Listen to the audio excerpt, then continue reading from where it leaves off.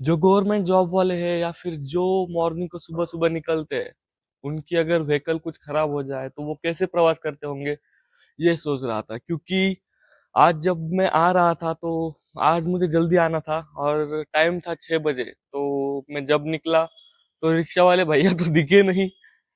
मतलब वो कहने लगे कि इतनी सुबह कोई भी नहीं आता, ज्यादा पैसे बोल रहे थे। तो मैंने लिफ्ट लेके लेके 2-3 लिफ्ट लेके आ गया वैसा। और मेरा जो दोस्त था जो आने वाला था वो भी अभी आ चुका है।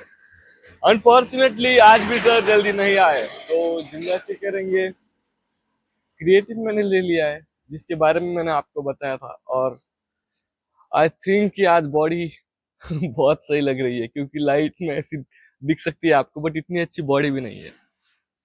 तो आज भी जिम्नास्टिक करेंगे, जिम करेंगे और काम करेंगे।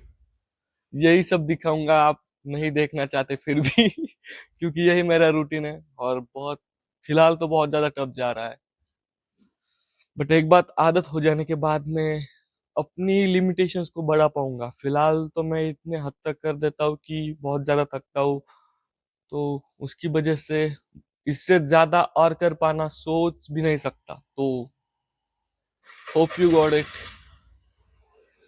By the way, I just introduce my friend, he is Nikhil. And ये आपको एक बात बता दूं, इसकी बैक हैंडस्प्रिंग बहुत जबरदस्त है, इसका स्टेमिना और इसकी स्पीड आप आज मैं आपको दिखाऊंगा अगर हो पाए तो। क्योंकि जब हम जिम्नास्टिक में जाते हैं तो हम बहुत ज्यादा सोचते हैं कि हम ये करेंगे वो करेंगे, और प्रैक्टिस में आने के बाद इतना ज्यादा थक जाते हैं कि कुछ करना हो ही नहीं पाता। Exactly same happen with gym. Gym में भी ऐसा ही होता है। अगर हम जाते हम ये सोचते हैं कि वर्कआउट के बाद ऐसा वीडियो निकालेंगे वैसा वीडियो निकालेंगे, बट जब हम इतने ज्यादा थक जाते हैं तो वीडियो निकालने की तो सोचो, हाथ में फोन भी लेने का मन नहीं करता। तो इतना ज्यादा टफ टाइम चल रहा है हम दोनों का भी। तो जब तक सर नहीं आ जाते, मैं एक और चीज आपको समझाता हूँ जो कि आपको डेली लाइफ में बहुत ज्यादा काम आने वाली है। एक्चुअली निखिल और मैं ये डिस्कशन कर रहे थे कि मैं ये बोल रहा था कि मुझे लिफ्ट बहुत तुरंत ही मिल जाती है, और निखिल ये बोल रहा था कि मुझे लिफ्ट नहीं मिलती। इसके पीछे की साइकोलॉजी ये है कि ऐसा नहीं है कि लोग बुरे होते हैं या फिर लोग लिफ्ट देना नहीं चाहते।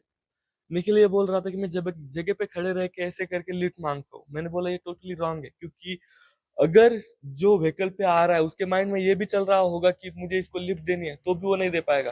क्योंकि उसकी स्पीड थोड़ी ज्यादा होगी, वो सामने जाके थोड़ी स्पीड कम करेगा और फिर ये सोचेगा साइकोलॉजिकली कि मैं तो थोड़ा सामने आ गया हुआ, अब रुकने में कोई फायदा नहीं, वो फिर से स्पीड बढ़ा देगा।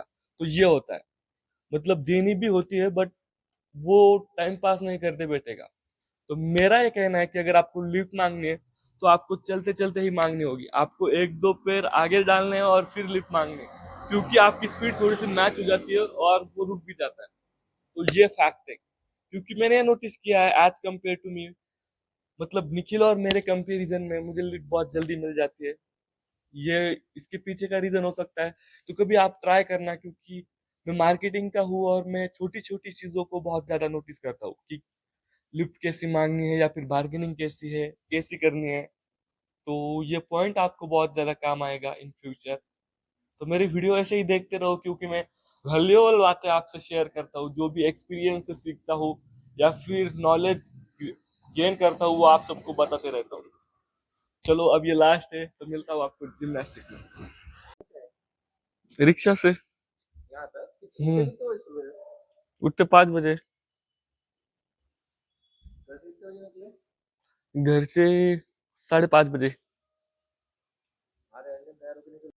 तो आज सर ने एक बात बोली जो कि आप सब लोग को पता होना बहुत ज्यादा जरूरी है।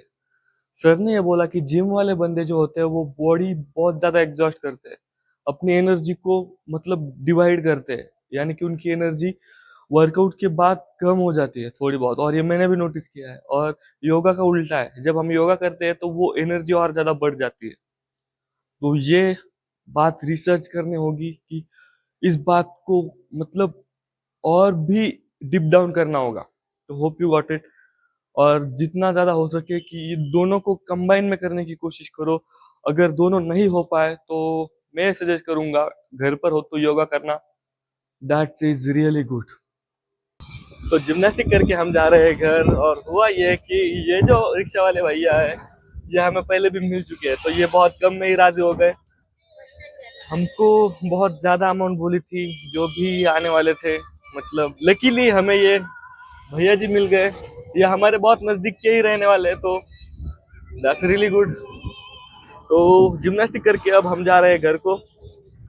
मैंने एक बात नोटिस की है यार कि जितना एफर्ट जाने में लगता है उससे कई ज्यादा एफर्ट आने में लगता है, क्योंकि जाते वक्त तो रिक्शा आसानी से मिल जाता है या फिर लिफ्ट भी मिल जाती है, बट आना थोड़ा सा डिफिकल्ट है। क्योंकि एक बात याद आ गई थी जो कि आप सब लोग को बताना बहुत ज्यादा जरूरी है। देखो, जो मेरे जो फ्रेंड सर्कल में जितने भी मेरे फ्रेंड है वो बहुत सारे मारवाड़ी है, और उनकी ऐसी सोच है कि हम बार्गेनिंग को एज अ बैटल की तरह देखते हैं। मतलब हमारा जो माइंडसेट होता है वो हम ये सोचते हैं कि जाने दो क्या होगा, 1 रुपए की तो बात है, अगर कोई ज्यादा बोल रहा है या हाँ मतलब कोई अगर ज्यादा बोलता है तो हम बोलते 20 रुपए ही तो है, उसमें क्या है इतना। इंदेवाड़ी इंदेवाड़ी।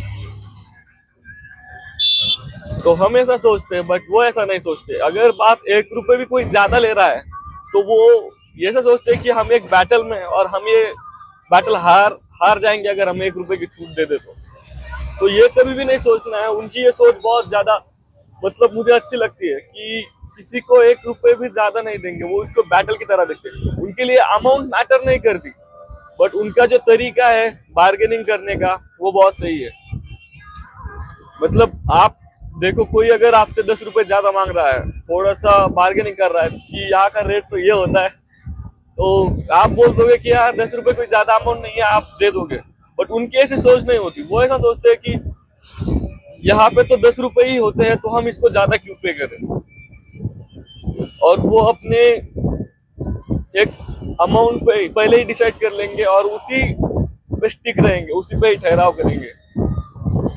तो ये होती है उनकी स्ट्रैटेजी।